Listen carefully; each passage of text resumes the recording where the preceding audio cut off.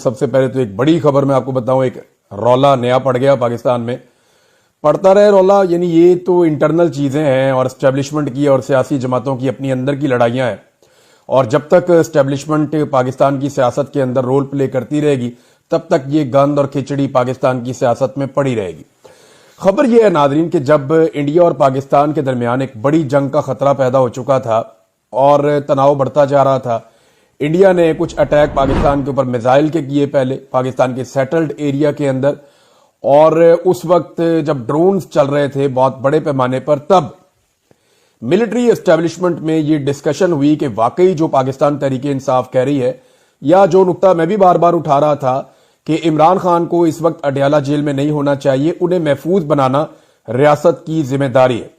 اس وقت اس کے اوپر ڈسکشن ہوئی تھی اسٹیبلشمنٹ میں، اور جو قیادت ہے انہوں نے بیٹھ کر اس کے بارے میں بات کی تھی اور اس کے اثرات کا جائزہ لیا تھا کہ خدا نہ خواستہ انڈیا نے اگر کوئی شرارت کی اڈیالہ میں تو پاکستان کے اندر پورے کے اندر آگ لگ جائے گی.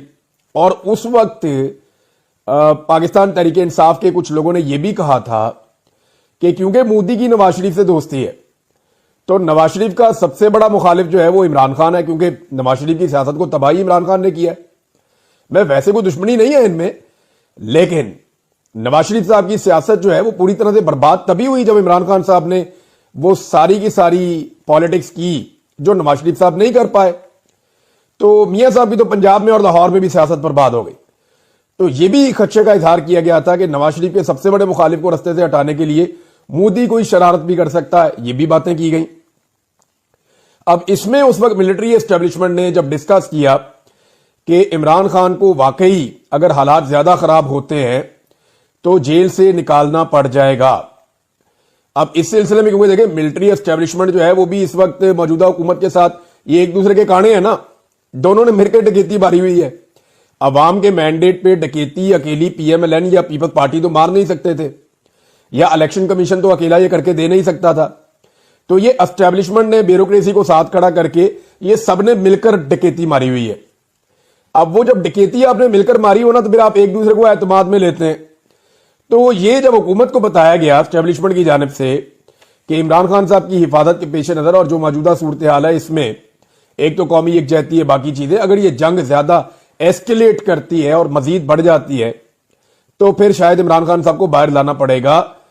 تو اس پہ جب یہ بات پی ایم ایل این نے انٹرنلی ڈسکس کی میاں محمد نواز شریف صاحب سے، تو نواز شریف صاحب نے کچھ ایسے جملے بول دیے غصے میں، کیونکہ میاں صاحب نہیں چاہتے کہ عمران خان باہر آئے. منہ سے چاہے وہ کہہ بھی دیں گے جناب عمران خان صاحب کے ساتھ زیادتی ہو رہی ہے، ان کو باہر آنا چاہیے، سیاست کے لیے سیاستدان کچھ بھی کر دیتا ہے، لیکن میاں صاحب نہیں چاہتے کہ عمران خان باہر آئے، میاں صاحب نہیں چاہتے کہ یاسمین راشد باہر آئے. اور اب میاں صاحب کو سزا دینے کے لیے آنے والے دنوں میں پہلے یاسمین راشد باہر آئیں گی، کیونکہ ان کے اوپر جتنا بھی ظلم اور جبر کیا جانا تھا وہ ہو گیا. اور اسٹیبلشمنٹ کو بھی یہ پتا چل گیا کہ یاسمین راشد کو اس سے زیادہ کیا توڑا جا سکتا ہے.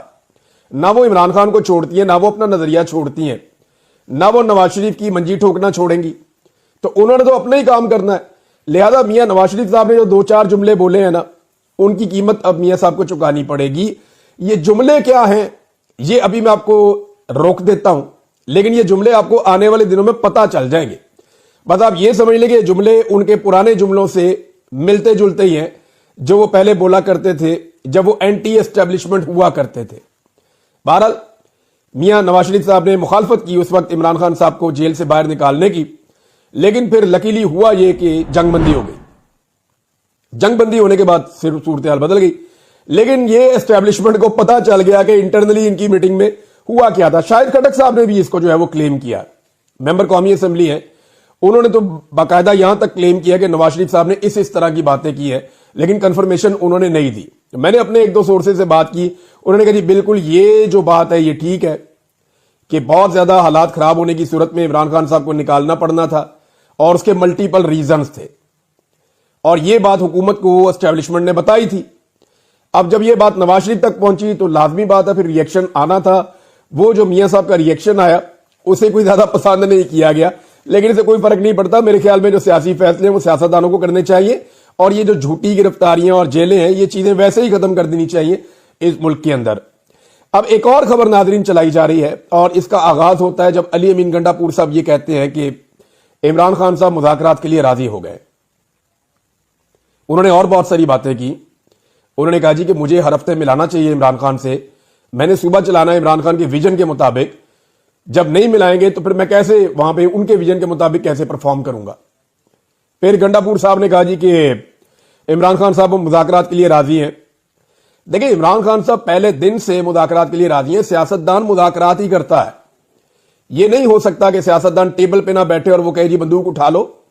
جو سیاستدان سڑک کے اوپر کرتا ہے یا احتجاج کرتا ہے وہ پریشر بڑھانے کے لیے کرتا ہے, وہ عوامی دباؤ ڈالتا ہے اپنے سیاسی مخالفین پہ تاکہ وہ ٹیبل پہ بیٹھ کے جو عوام کی آواز ہے اس کو سمجھیں اور ان پہ پریشر آئے, ان کو نظر آئے کہ اگلے الیکشن میں ان کی پھر درگت بن جائے گی, لہذا اس وقت بیٹھ کے بات کرنا ضروری ہے.